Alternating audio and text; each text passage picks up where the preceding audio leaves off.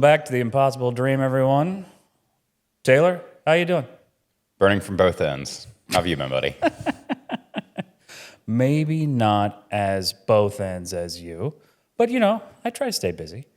As one does, yeah. To be busy is a good thing. It's a blessing. Correct. And speaking of busy, things are a little busy out in the world, if you haven't noticed. It's a good way Little to put place it, yeah. called Iran. We talked about it last time, still popping off. It's the 28th of March. Happy birthday, Mom. But it is a quite a interesting thing. It seems to be going in a... You could argue that it's going very well. You could argue that it's going very poorly. I think last time we discussed it, it was before the news had dropped, so it was very early on in the operation, before the confirmation that the Ayatollah had actually been killed in a strike.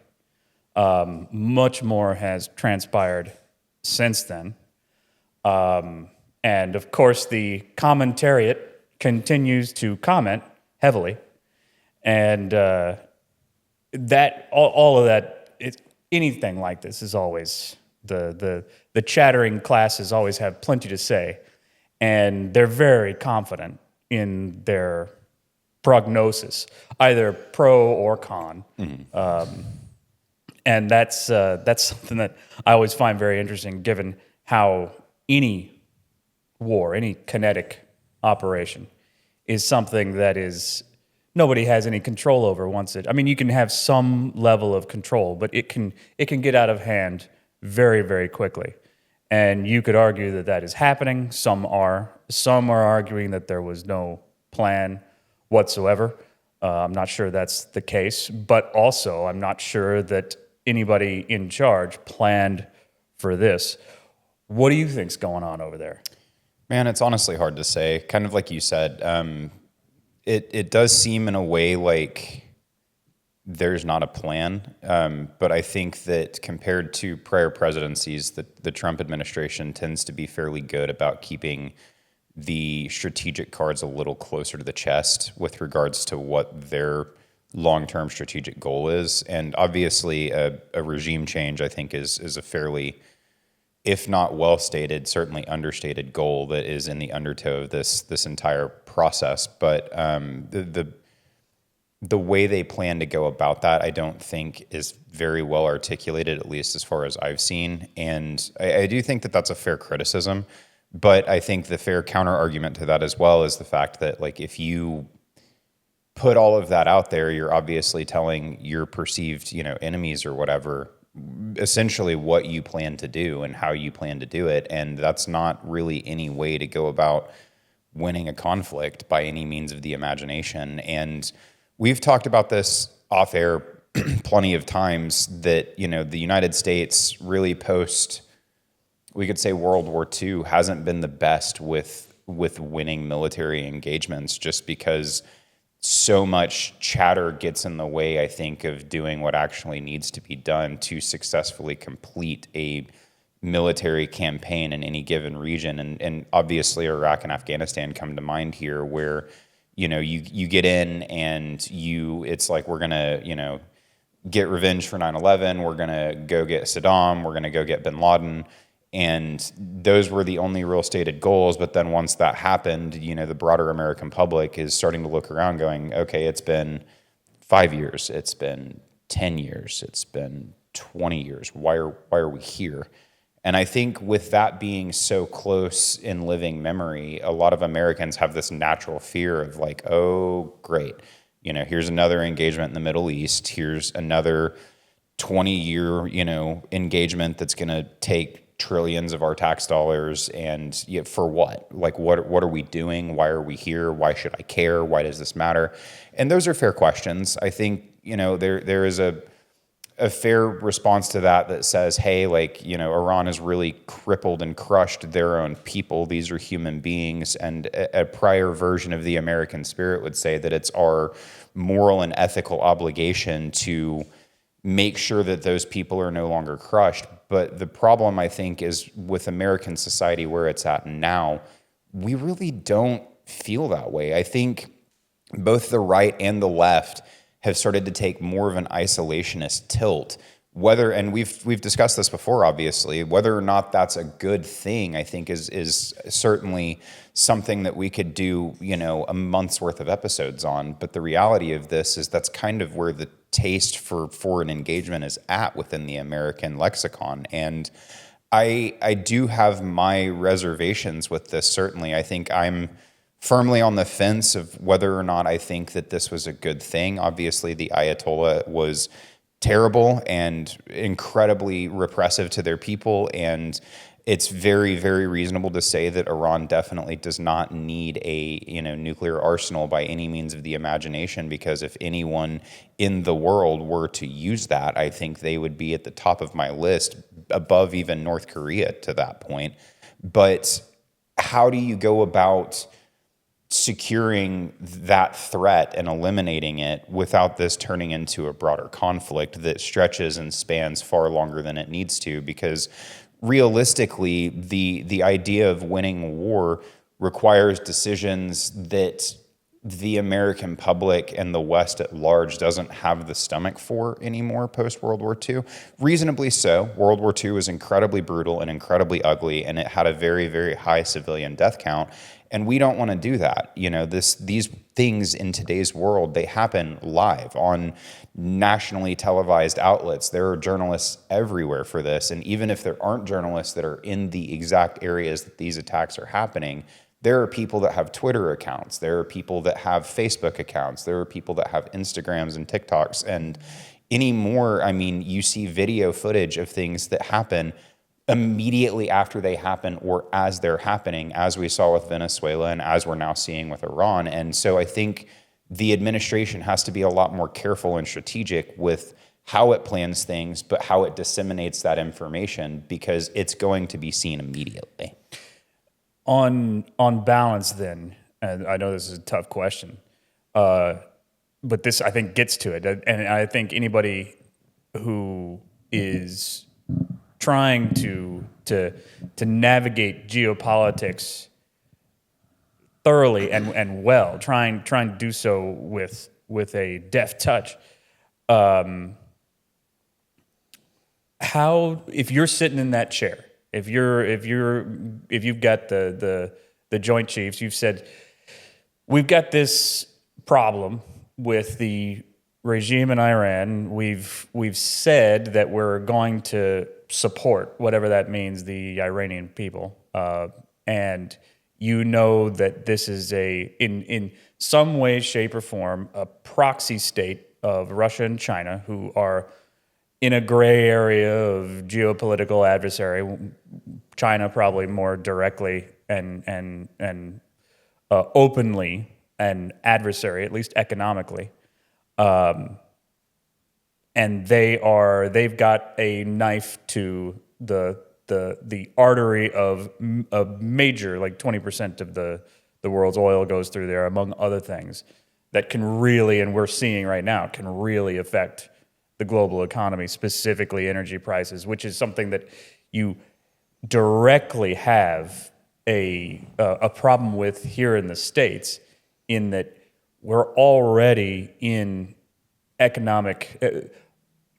I know the stock market is rolling over right now, but overall it's doing very well.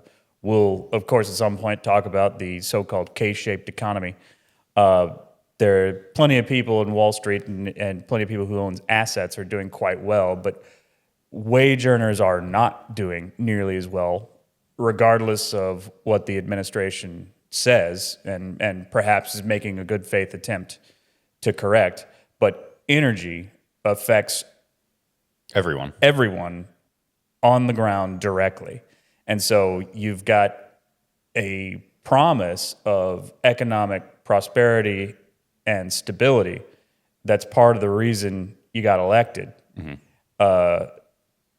If you're sitting in that chair and you have this pitch to you of we need to go now. One of the stated reasons, and yeah, I agree, the communication could have been better. I think part of the problem is there's too much communication, not And they're- too little they- of it they- is actually relevant. Right. They're saying a bunch of different things because I think they're all things that they've thought of, but there's not one thing that they're saying like they're saying way too much. And they're leaving it open-ended because I actually think that that's the style. I think that's Trump's style.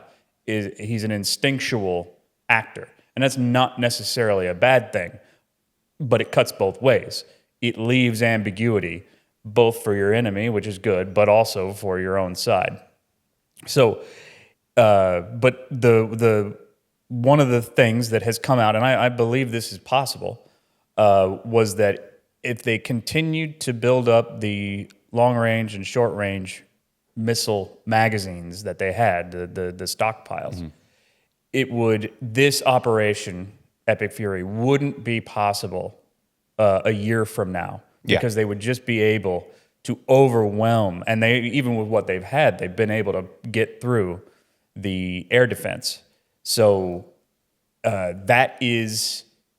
we got this opportunity. That's what I'm sure when asked, one of the Joint Chiefs said, "Well, we have this window right now to go in, with all of the attendant political ramifications. The military is not going to worry about that. They're going to give you your options. What do you do sitting in that chair?" Which is something that most of the chattering classes refuse to say. What would I do if I were in this position? What would you do? So I think one of the first thing that comes to mind is the one of the campaign promises of Trump: drill, baby, drill.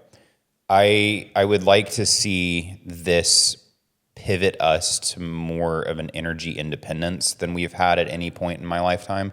Because with the Strait of Hormuz being bottlenecked and that really affecting, I mean, as we've seen, fuel prices are insane. But like what's downstream of that is, I drive a diesel pickup, for instance, and diesel is so ridiculous right now that I don't drive a diesel pickup right now. That thing stays parked. But my food comes on a diesel truck. Every single bit of groceries that I buy, every single T-shirt that I buy at a store, every single anything that I purchase in the mainland United States, all of that enters a port, and then once it's in that port, it gets onto a truck and it travels over the interstate system to whatever destination I'm purchasing it from, and diesel fuel is what allows for that to occur. That affects the price of everything. It's not just what I pay at the pump, it's what I pay at the cash register too. And so for me personally, I would really like to see this pivot us to more of an energy independence, or more specifically, get us to a place where we're utilizing a resource that we know the United States has in abundance to help kind of bridge that gap globally. Because you've got Russia that's going to step up and try to say, okay, hey, here's some natural gas, here's some oil, but we have just as much, if not more, as a lot of these other places that are going to try to fill that breach. And that's a real economic opportunity that I would like to see fulfilled. Now, interestingly enough, we are as of, and I believe we have been for at least 5 years, probably longer. We are the number one exporter. We make more than we need consumption-wise, and yet the price is still affected. So, are you saying that you would suggest somehow increasing the strategic reserve so that if we had to go to war, like in this situation, we had so much stockpiled somewhere that we could release it in such a way that it wouldn't affect the 100%. price? Yeah. I think that would be an incredibly intelligent decision, because I think whether or not people want to admit this, we are entering a new era of global, geopolitics, for instance. And I don't think that the era of relative peace and prosperity that has existed for the last 40 to 60 years is going to be the next 40 to 60. Things are incredibly unstable. I don't think that you mentioned China being, economically adversarial. They're certainly economically adversarial, but they're also technologically adversarial and militaristically adversarial. I mean, it's public knowledge that they are, painting, for instance, American warships and carriers on the ground in their deserts and using that for target practice for their aircraft. You don't really do that unless you are adversarial to a nation. Like I wouldn't put a picture of somebody, you know, that I like on a wall and throw knives at it. You know what I mean? Like that, and that's what that is. And so realistically, I think that the American public, we have been afforded this privilege of not having to think about things this way for a very, very long time. And there are new kids on the block now. It's not just, you know, the United States and the big red menace anymore. We've got, you know, China, we've got Iran, and technology with, you know, where that's at now in today's world, it allows for countries to become developed far faster than anything we've ever seen previously, but in sectors that we can't quite wrap our heads around too. And like one thing I think that's worth mentioning here is Iran doesn't necessarily need a giant military to cripple the American infrastructure. They need a good tech sector. You know, China doesn't need a giant military. They need a good tech sector. And that's, I think, something that, like, when it comes to just the oil thing that we were discussing, that would be a good way to sort of cut off one of the main threats to the American economy because of how dependent we are on it. And of course, there's going to be prevailing counter arguments on this of like, oh, well, we need to go green, we need to do this, we shouldn't have as much oil, this, that, or the other. And to that, I'm going to say, until you posit a solution to actually replace this in the next 20 years, and I mean fully replace it, sit down and shut up. I understand the argument and the sentiment, and that's great, save the planet, whatever. All of that's really cool. But the reality of this is petroleum makes your clothes. It's not just what runs your car. It makes your plastic. It makes everything.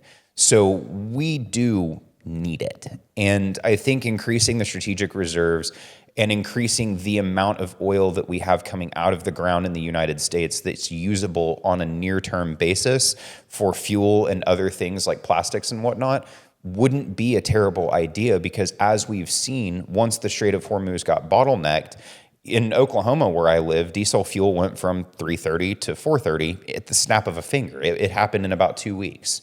And, you know, that is not a crazy increase when you say those numbers out loud, but when you break that down to a percentage, that's 25% roughly. And that eventually means goods and services are going to increase in cost by about that much. Well, and it's a cumulative effect on top of all of the inflationary woes that we have suffered, not just in the past 4 or 5 years, but over the past 30 years. Yeah. And so... Money machine go burr. Yes. It has that has been incredibly irresponsible, and both sides are to blame for that. And now the average person is feeling it, and you can't prosecute things you might otherwise need to.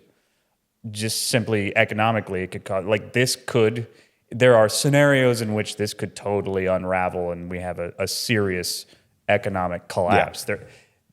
And when your system is as precariously positioned as ours is, how many people are so close to being accidentally or through some outside economic force pushed below the poverty line and unable, like, suddenly needing to be on government assistance. Which is already a massive balloon that we can't afford to begin with. Correct. So do we have, we don't, so the argument is we need the military would say, well, look, we've got this opportunity. We need to take it. We've been working on these plans for 40 years, however long. And that's one thing I'd like to say. Like, there are people who have said that there's they don't know what they're doing. There's no plan. I don't think that's the case. I think you can. We don't know what they're doing. They certainly have a plan. Right. I think you can tell that there was a plan. One, because Venezuela happened first, and now that looks incredibly prescient because that's oil right there that we control now. And now you could, like you're saying, upping the strategic reserves such that we could control the global price of oil Venezuela didn't do that for us.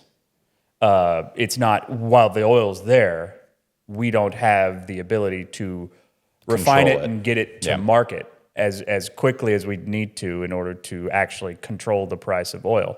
So you could say, I can tell that the Venezuela operation was done first, but its benefit is going to be more long term as long as we control that strategic resource. But it's not helping right now because it's not just even if we had all the oil to keep our price stable, all of the stuff we import from around the world would still go up in price because the Don't have that, manufacturers, yeah. they don't have that unless we're shipping it.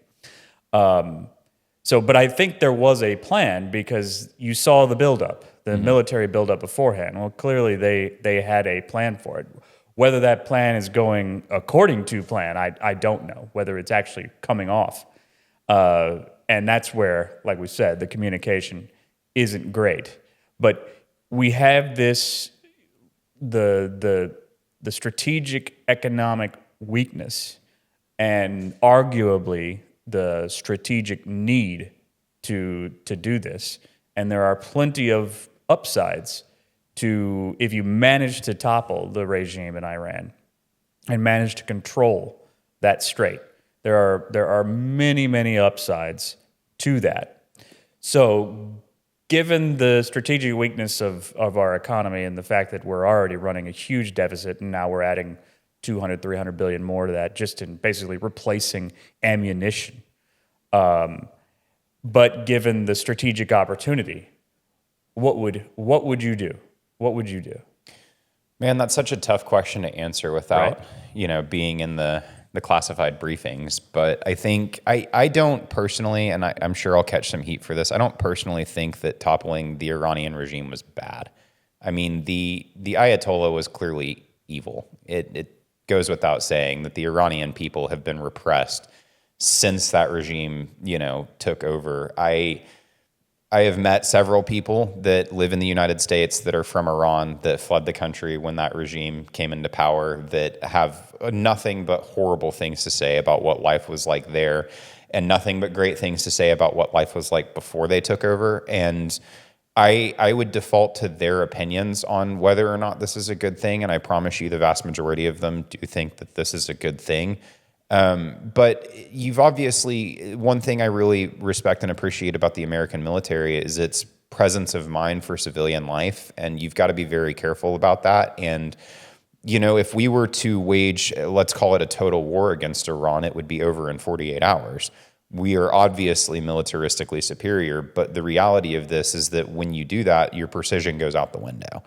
And I think that I am one of the rare few people that I know that doesn't need to, excuse me, I don't feel like I need to have all of the information. There are things that I am glad that they don't disseminate down to the American public. I don't need to know what our, Joint Chiefs of Staff know because there's a reason they know it and I don't. And obviously in today's world, you've got to be very tremendously careful with what intelligence you release to anybody, not just the broader American public, because every single person you add into that chain is another potential weak point for that information to make it to someone that doesn't need it. And so as far as whether or not, I think it's good or bad or what I would or wouldn't do, I think given the information that Trump probably has, he made a decision that's fairly similar with the decision that I would have made on go or no go, because the reality of this, kind of like you were saying, with them stocking up on long and short range missiles, but more specifically developing a nuclear capability, and this being a regime that's more or less hell bent on the death to America ideology. Like, at what point, the question I always posit to the people that are against this is, at what point do you believe what they're saying? Because you've got so many people that are like, why are we getting involved in this? Let them mind their business, this, that, and the other. And it's like, well, them minding their business is them wanting to end you.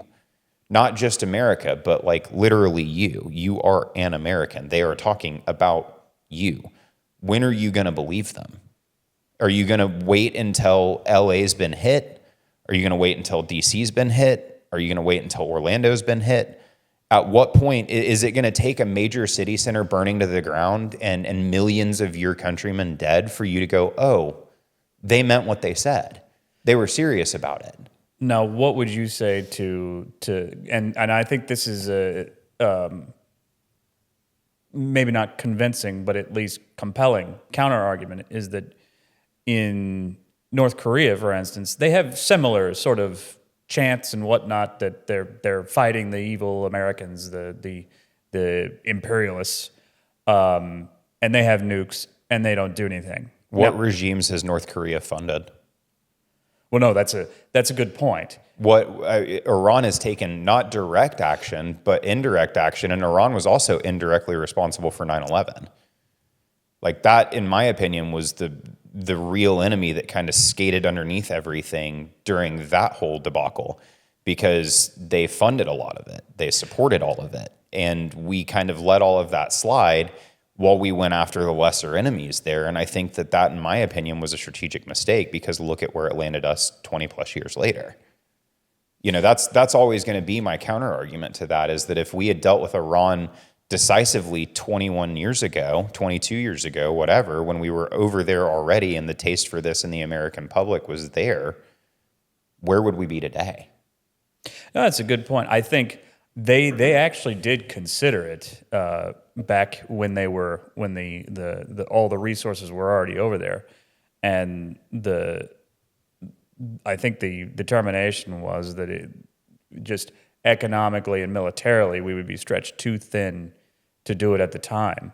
I think if with the right political willpower you could have done it, but I'm not sure it existed even at the time. Maybe right after 9/11 you could have gotten away with it.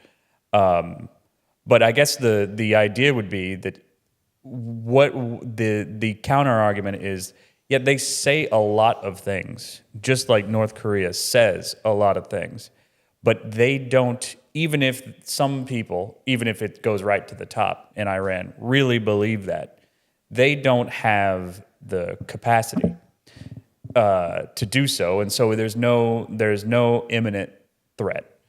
And I think it's valid to say that it's possible, given the nature of that regime, that level of bluster is required for them to stay in power. I'm not sure that I think they, if they had the opportunity, they would actually make good on those threats. But I think that at least a portion of all of that saber rattling is for their own people, to keep the population under control. And I think that's a valid argument. But even if that weren't the case,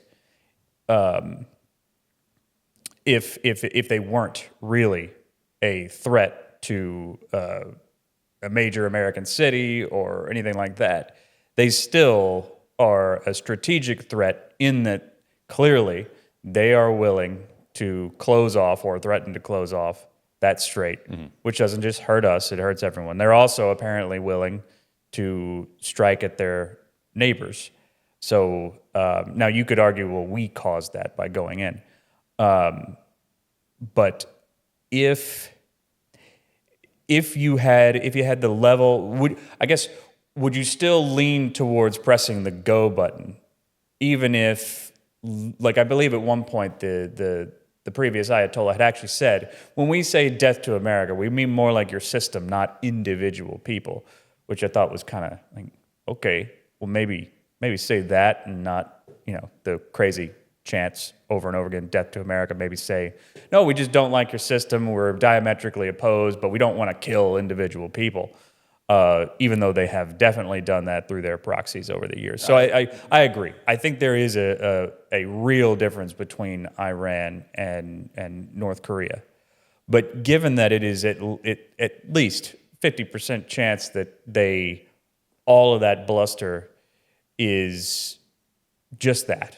Yeah. And they're saying it, but they don't really have the capability to make good on it.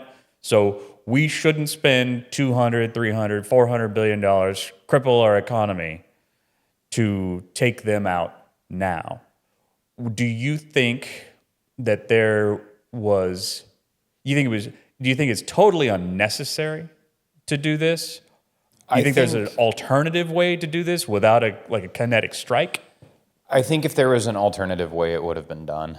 I mean, this kind of circles back to there is information that they are operating with that we certainly don't have. There's a reason that the Trump administration felt it was time to do this during this administration and not during their first administration, for instance. I think maybe 20 years from now, maybe 15, we'll find out what that information was once all of the dust is settled from this. But I do think that something has changed. I don't know what that is, but I think that if I had known what that was, I would likely come to the same conclusion. And I think we're also glossing over how they treat their own people. And, when their own citizenry had, a major call for democracy and a change of regime and all of that, that they just decided to start killing everybody. And that sets a precedent as well. And I think that we're in a different version of America right now, kind of hearkening back to the isolationist comments I made earlier, that doesn't necessarily care about that as much as we used to. But I still tend to be one of those Americans that sees something like that and goes, wait a second, I think we kind of have a moral obligation to help. We should. And I understand not crippling the economy, and I'm very, very sensitive to that because I buy groceries and I pay for fuel. I'm an American too. But I also think that if we hadn't crippled our own economy in other stupid ways, that would be less of an issue, and that our economy is our problem, but what happens globally is everyone's problem. And to the, empire episode that we've got in the pipeline, talking about how we, are the global police of the world, whether or not we want to be, at some point, as that, sword bearer, so to speak, we do have an obligation to do something about these things, especially with the Strait of Hormuz being something that affects everyone globally. And I think beyond that, I keep coming back to something changed in the calculus here as far as why we are now getting kinetic with this versus being more under the table with it the way that we've been for the previous, let's say, 20, 30 years. And I will be the first person to admit I don't know what the Joint Chiefs know or what Trump knows or what his top executives in that cabinet know. So it's very difficult for me to say with certainty, yes, I would do this. No, I wouldn't. I do have, counter arguments to why I don't think that it was a good idea, or maybe why I think that there are better ways to have gone about it. But the reality of this is I know for a fact, unlike most of the other, talking heads on this issue, that I don't have enough information to have a good opinion on that, and I never will, because I'm not in those classified briefings. Personally, I think for me as an individual, though, the real threat of them developing nuclear weapons and becoming somebody else that sits at that table, I don't really like. We've seen over the last 20, 30 years an Iran that's perfectly willing to fund a death machine through proxies, and they have made good on their threats. They are attacking absolutely anything that they possibly can that even remotely resembles Western ideology. They don't, simply put, they do not want to coexist. They just don't. That is not their goal. And I think that with that being stated and seeing them kill upwards of 30,000 of their own people for just wanting to have a say in how their government runs, I am somebody that believes in the democratic process firmly. I believe in having a structure that allows for people to voice their opinions openly and freely without threat of persecution, and that is not a place where that can happen. And as far as I'm concerned, I don't see toppling that regime as being a bad thing. Again, none of the people that immigrated away from Iran are people that look at this and go, oh yeah, those were good people, why are you doing this? I don't think there are many Americans that escaped that persecution that are now here, that are former Iranian citizens, that are looking at this thinking that this was a bad thing. And when it comes to stuff like that, like in countries that I've never lived in, I tend to default to those opinions because I don't know what living in Iran was like, but they do. And if their people are in the streets celebrating this, why should we as a populace look at this like it's a bad thing? That is always going to be my question to these counter arguments, because I have the counter arguments too of like, oh, well, our economy, or should we do this? Is this the right thing? Is this morally or ethically good? All of those are very fair questions, but why are there people thinking that it is morally and ethically good? Why are they thanking us for doing it? Why is this good in their eyes? Kind of the same as the Venezuela thing. Like, if the Venezuelans were celebrating that, who are we to say it was a bad thing? But I want to ask you the same question. You know, if you had access to those briefings and you were sort of sitting in the chair and had the final say of go or don't go, where do you lie?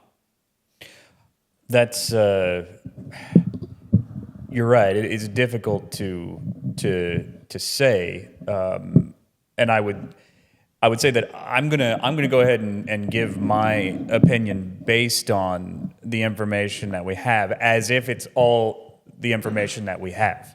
So let's just assume that the information that we have is all that the Trump administration got, and keeping in mind that I want to first say that there are plenty of places in the world that are non-democratic where people are oppressed.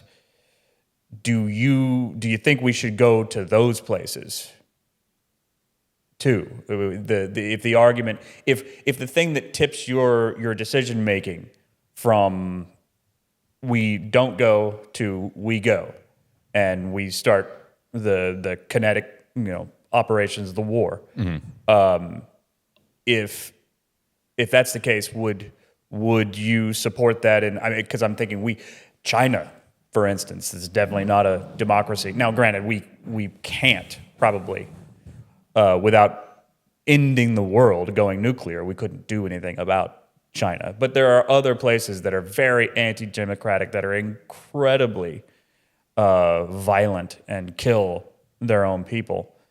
Would you say that you would support, if we had an opportunity there, wherever that is, like North Korea or wherever, if the opportunity were to present itself, that on balance you would take the opportunity? Oh, man, I think it depends. Honestly, okay. Like a lot of the thing with my position on Iran is not just, that's part of it, yes, but I think the other part of it is also the realization that given everything that happened, for instance, with Israel, they're a real threat. I mean, they are perfectly willing to fund and carry out violence against people that they perceive to be socially or politically opposed to them. They're, simply put, they're not minding their own business. They're not in the business of keeping to themselves and doing their own thing. And I don't support waging war globally against everybody that we disagree with at large, no. But I do support getting kinetic with somebody who has made it clear that they are a very real threat, that has the possibility of being a very real threat, that has the funding to be a very real threat, the willpower to be a very real threat, and the track record of being a very real threat. That's valid. I think anybody arguing against that is at least the idea that they are a threat. I think is not looking at the history there, because even though you could argue that our meddling in Iran is what put this regime in power, which to a certain extent it certainly did, and so we're in a way reaping what we sow from our Sure. World policing actions, if you want to put a nice word for it. So the Ayatollahs being in power is partially our fault, and we are dealing with the downstream consequences of that. So they are, and I think the polling, if last I checked, the polling showed that for and obviously there's going to skew, there'd be a bias here, but veterans approve the action. Mm-hmm. Primarily, my understanding is because the Iranians were, during the Iraq and Afghanistan war, they were funding all the IEDs. Yeah. And so and that's just recent history. Well before that, I mean, in the 80s, the Reagan administration went in because of the Beirut bombing and other things that Iran was doing. So they've been doing this for a while. They have been attacking both military and civilian assets of ours, and even attempting, didn't work, but attempting to assassinate Trump, like him or not. You, as an American, is like, well, you can't do that. Now, granted, we did it to him, so there's that. But I mean, if you're on our team, which if you're in America and you're a citizen, you kind of have to be, whether you like this or not. It's like, well, if you have to pick, would you rather their guy be dead or our guy be dead, even if you don't really like our guy? Well, there are plenty of people that would say our guy, but the reality of this is I don't see them packing bags to move to Iran. Well, that's a very good point. I think it's this ties back to the whole Queers for Palestine thing. Like, move over there then. Go be you in a non-democratic country, and we'll see if you survive 48 hours. Right. And I'm not saying that to denigrate any specific people. I think people are perfectly entitled to having dissenting opinions from me. But I only think that because I live in a country where that is status quo. Right. Dissenting opinions are not respected, to say the least, in Iran. Yeah. And the reality of this is that, kind of to your point, Iran is... Death to America stops being rhetoric and starts being kinetic when it becomes kinetic. They have made good on that promise already. And just because they are a small country that's not capable of making good on it to the scale of the United States doesn't, in my opinion, mean that it should be ignored. And the reality of this is that there are ways that Iran could be a threat, for instance, to the everyday American citizen through the technology sector, for instance, that if they had the ability to do, it would have been done. I don't think there's a doubt in my mind that if they could shut down our energy grids or our economic systems or anything of that sort on large scale to make America truly suffer, if they had that ability, they would do it. No part of me doubts that whatsoever. Because like you were saying, like, why stop at IEDs? That's small. That's like little league stuff. Why would you not want to get bigger than that? And I think the reality of why the Trump administration moved on this is because they probably realized, oh man, like maybe they've got access to something that is broader in scale and scope. And they are stockpiling longer range weapons, and they are capable of being more of a military threat now than they've ever been. And they're perfectly willing to make good on that. Look at October 7th and ask Israel. Mm-hmm. And I understand, like, there is a huge faction of the left and the right that are becoming very anti-Israel, very, I don't want to go die for Israel's wars, very whatever you want to call it. And that's fine. But October 7th still happened, and Iran still funded it, and they are still funding those regimes, and it is still a thing that they are actively involving themselves in. And I'm going to remind every single one of those dissenting opinions that Israel is the only place in the Middle East that you could go be yourself safely. And that's not said enough. Regardless, I agree wholeheartedly, but I also tend to, I'm very sensitive to the argument of, I don't care what Israel's interests are. I care about the United States' interests. Correct. But I do agree, if you were to force me to choose, it'd be like, well, I could move to Israel right now, and I wouldn't be under threat of violence, except from the outside, like a rocket attack or something. I wouldn't be under threat from the government of the Israeli government, like, for having an opinion. I could live a relatively similar to a Western style lifestyle in Israel, and I could not in Egypt or Iran. Definitely not in Iran.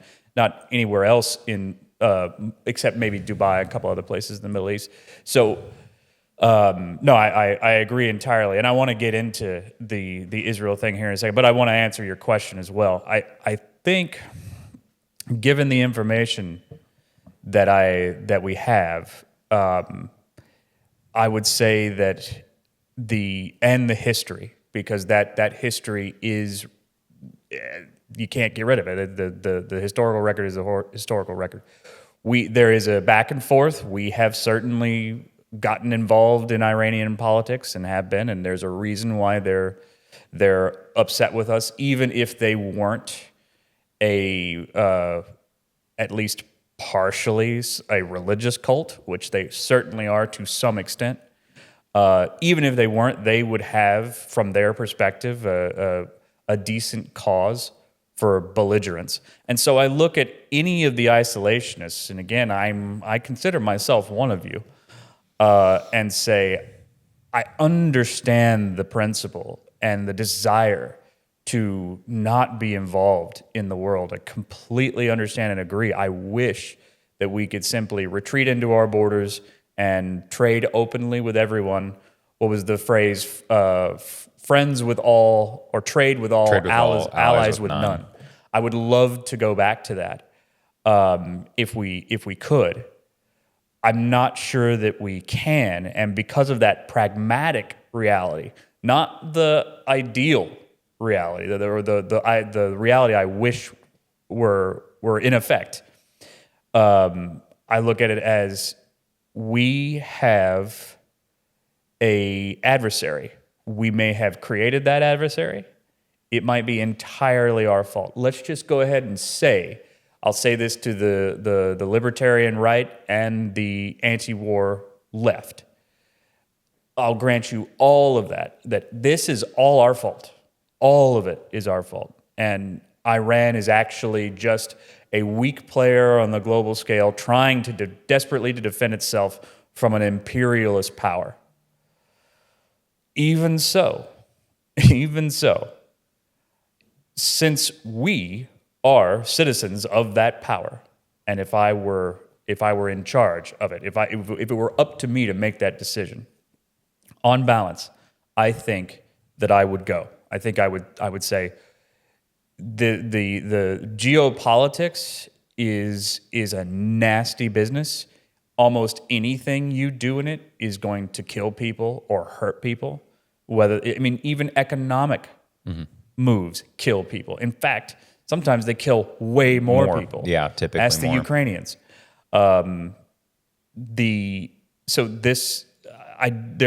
You cannot move in the world, given the fact that there's no international law. I mean, there is one on the books, but it's not. Nobody respects it because nobody can enforce it.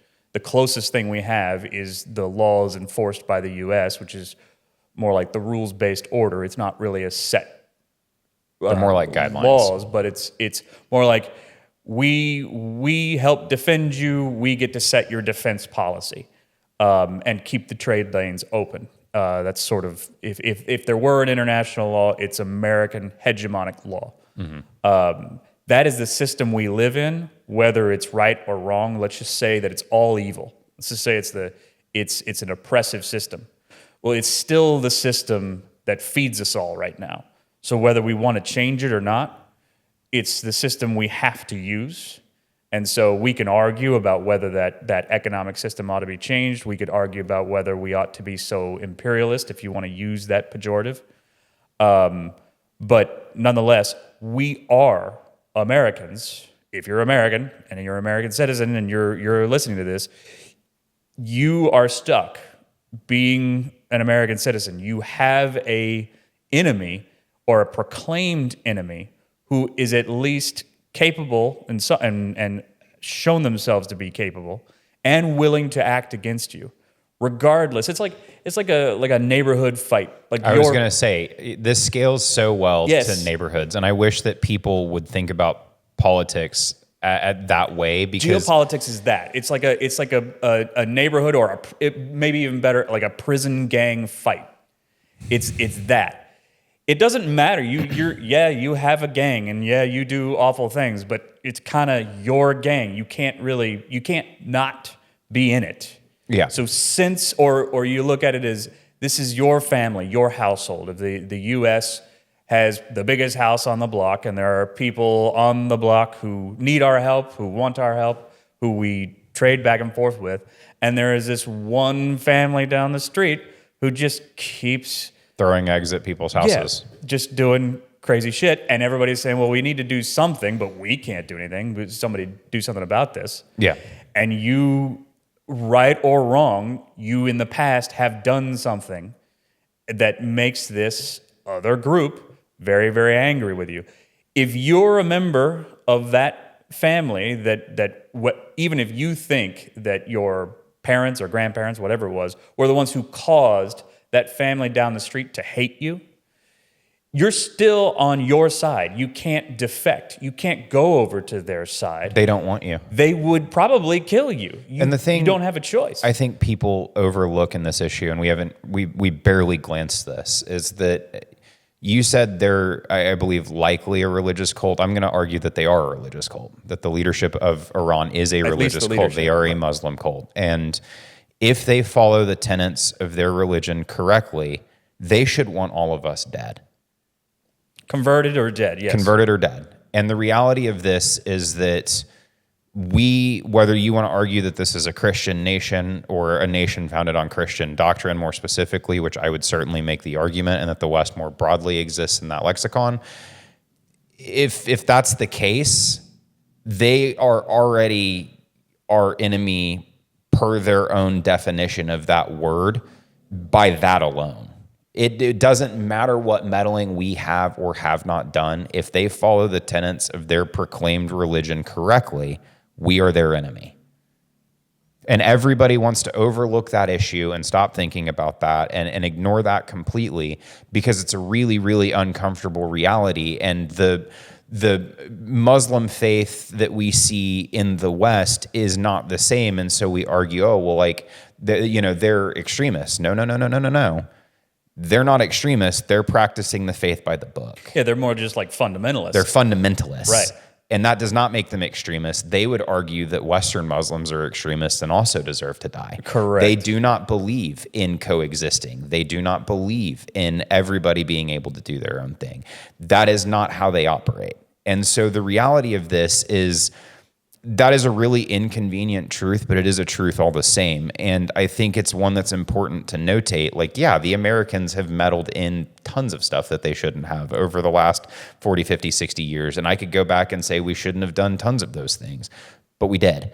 And the reality of this is whether or not we did them, I don't think that would change a religious extremist group that happened to get into power and happened to gain some weapons from thinking that we're their enemy, because ideologically speaking, we are. Yes, whether we want to be or not, even if it's not a direct violent enemy, which it actually is, they have killed our civilians and military assets, military personnel in the past. They have a long track record of it, so it's not like they're unwilling to get violent. Even if it weren't violent, yes, I agree. There is in the top-down 30,000-foot view, that mindset is opposed by definition to the Western mindset. And you can argue that the maybe we could try to live and let live. And I think to a certain extent, we're more willing to live and let live than they are. But given how connected the globe is, like global society is, there's no getting away from the fact that there is going to be tension, if not kinetic tension, with the Iranians and the Muslim world in general against the West, because those two ideologies are opposed in so many direct ways. They're wholly incompatible with one another. Correct. Regardless, the incompatibility, that's a whole episode in and of itself, which we should do. I definitely want to do the research on it to be a little fair bit bit more, of homework there, but. Right. But I think that can't be understated with regards to this conflict. Ultimately, it's definitely, I think the proximal cause is more economic, but deep down, there is a conflict of ideology. and you could argue that this similar conflicts of ideology have created all of the major world conflicts of recent history. Not even recent history. I mean, you could go as far back to, the Crusades, truthfully. No, that's a good point. I don't think it's just recent. These ideologies have been at tension for very, very, very tremendously long periods of time. And the reality, kind of as I see it, is that whether or not we want for this to be the case, and I certainly don't, I am not a warmonger by any means of the imagination, whether we want this to be the case or not, they are going to clash again in a large way at some point. And I think the rumblings of that are certainly there, and what's happening in Iran is a portion of that. And I think you would have to be intentionally misinformed to ignore that. I think even, let's say, misinformed, maybe not even intentionally, but naive to the reality. That's fair. Yeah. I stand corrected. That's a fair way to put that. Because I think there are some genuine people who really do think that we could live in relative peace, possibly even with the Iranian regime. I'm not sure that's correct. I think that we're going to have to. And that'll be the whole episode. We're going to have to figure out how to live on this planet with each other, because neither of us are going anywhere. So we're going to have to figure it out. I'm just not sure that that's possible without violence. Just as I think that in World War II, eventually the fascist system and the Western system were not going to be. They had to clash. There was going to be a clash, whether it was then or 20 years later, however long. Yeah. I don't think that was avoidable.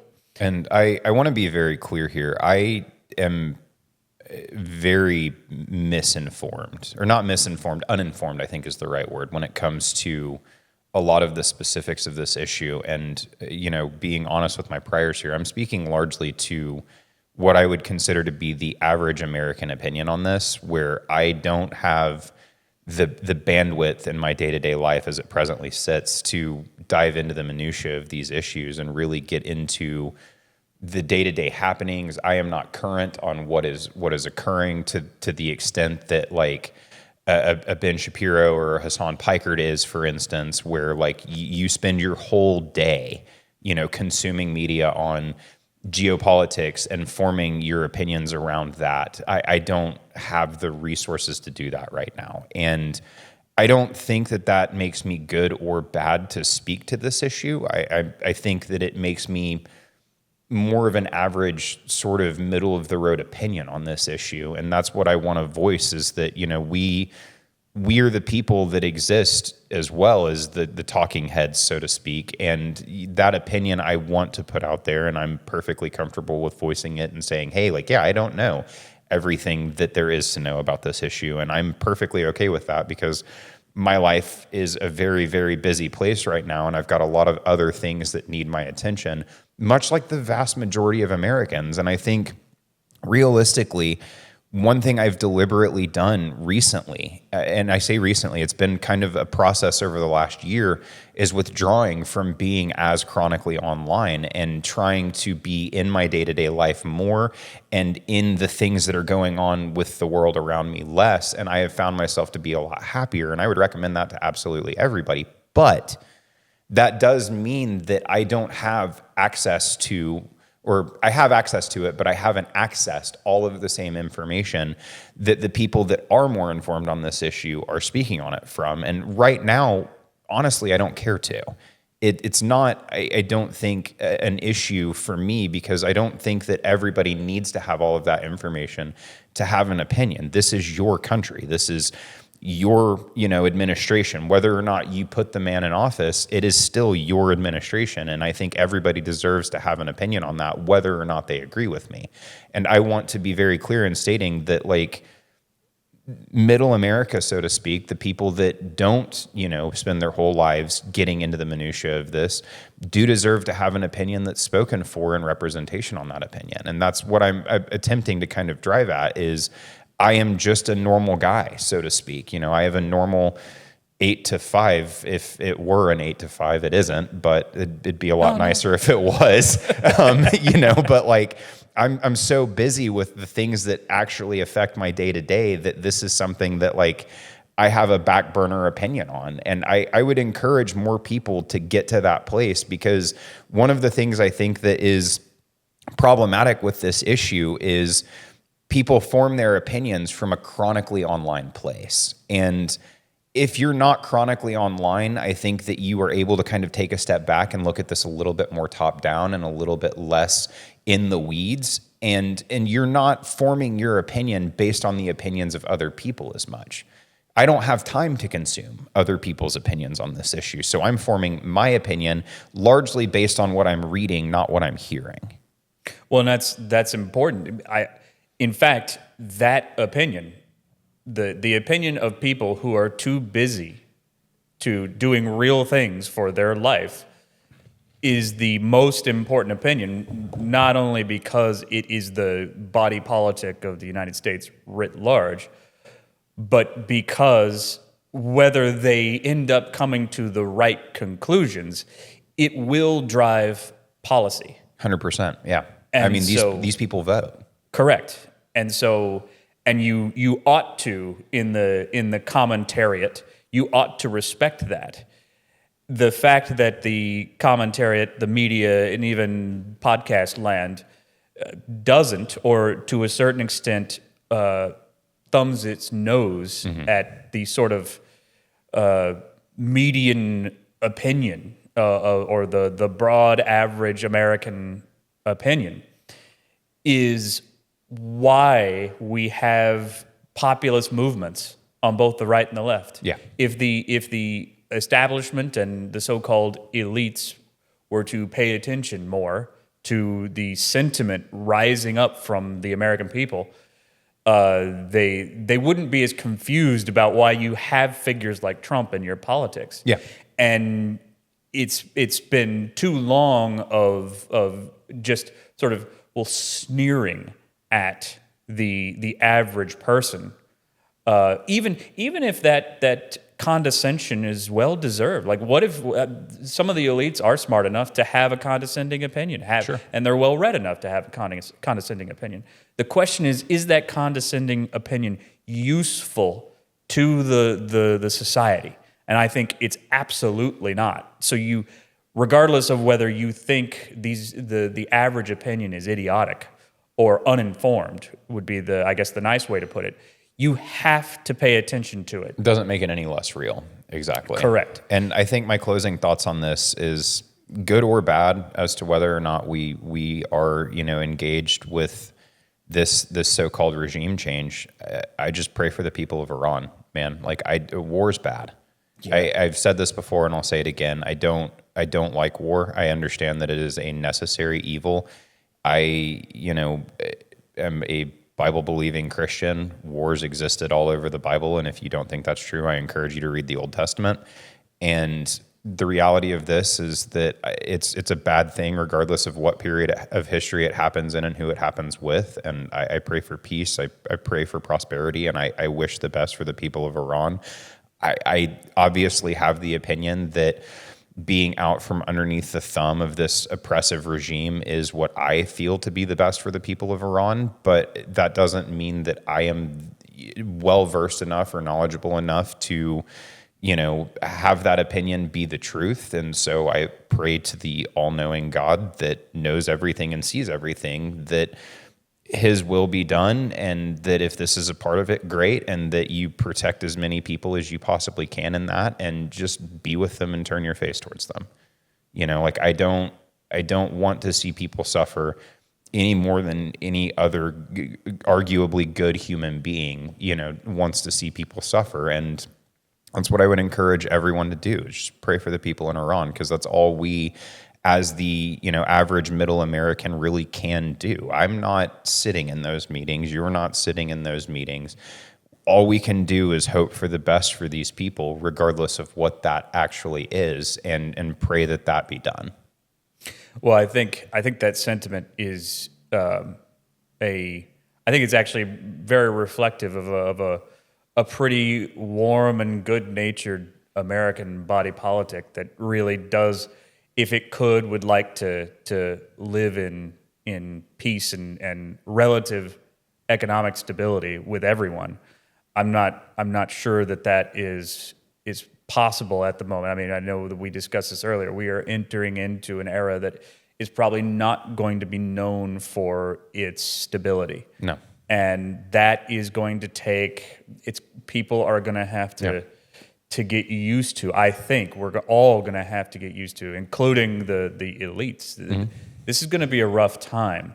And I know it's cliche to say the old Greek proverb, if you want peace, prepare for war. Yeah.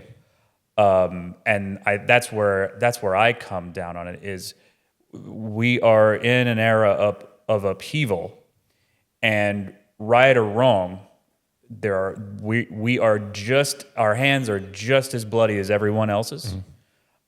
Maybe for different reasons. Maybe we had good intentions, but that is almost worse. Yeah. You could at least say that the evil actors have evil intentions and are therefore more consistent when they kill somebody.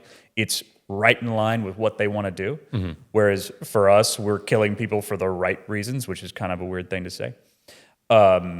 So I think that we're at fault, but from a pragmatic standpoint, that's irrelevant. The fact that we bear some responsibility for the situation we're in with Iran right now is irrelevant. You have to make a decision of geopolitical importance because they sit in a geopolitically important and geographically important location. And so Economically important, correct. too. I mean, the oil, as we discussed. The geography of it. Anybody that thinks that they're not in a critical location should go ahead and just drive past a gas station for me. Correct. So now, again, the argument is, well, we caused this problem. But it actually, even though I understand that argument, they could do this anytime they wanted to. And it could come at a very inconvenient time for us. And also, at some point, it could come at the bidding of China. And that is why, for me, if I were making this decision, I would take the opportunity. But one thing that I would do differently, and we've discussed this before, I would try to be more direct with the American people and explain, intentional in the communication. Yes, absolutely. I think I would also say, look, we're about to take a risk, and I know that the way our politics works, this isn't a referendum vote. You don't get to decide what I do, but I have to make a decision that I think is best for us. You put me in this position. So whether you like it or not, you're going to have to trust that you made the right decision. I'm trying to navigate, for all of us, a very, very precarious situation. And it might go against us. This might not work out. This might be a mistake. But it's something that we have to do. Yeah. And that I believe we have to do is what I would say to the people. And I'm going to do my best to make it as quick and painless for us as possible. And to say that on the other side of this, the world will be more stable. It won't be a better place, but it'll be a more stable place. And that's what we all need right now, given our economic situation. So I know that this is causing intermittent or immediate economic harm, but this is for the long term. And so you're just going to need to bear with me, and we're going to get through this.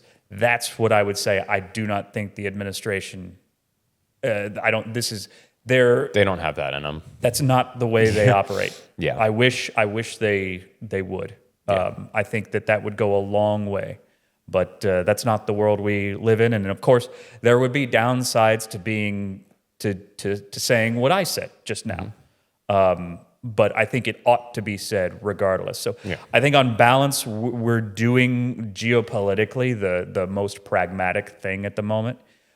Not to say this could turn against us. This could have been and could be a huge mistake. But that's the nature of geopolitical action in our particular time.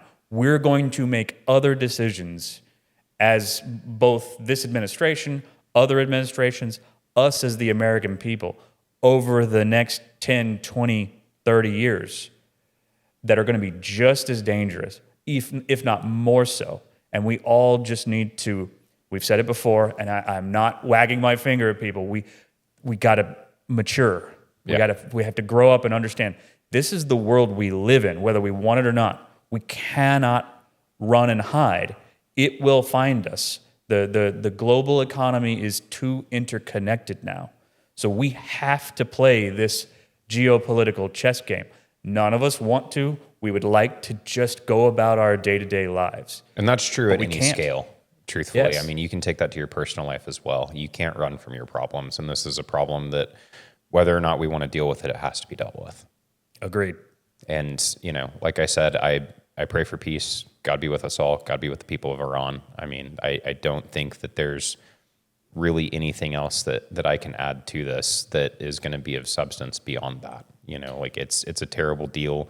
War is always bad, regardless of whether or not the reasons are good. And I hope for a quick and decisive end to what I'm sure won't be quick or decisive. But that's, you know, what's in my prayers. And I would encourage everybody else to do the same. Right there with you, man.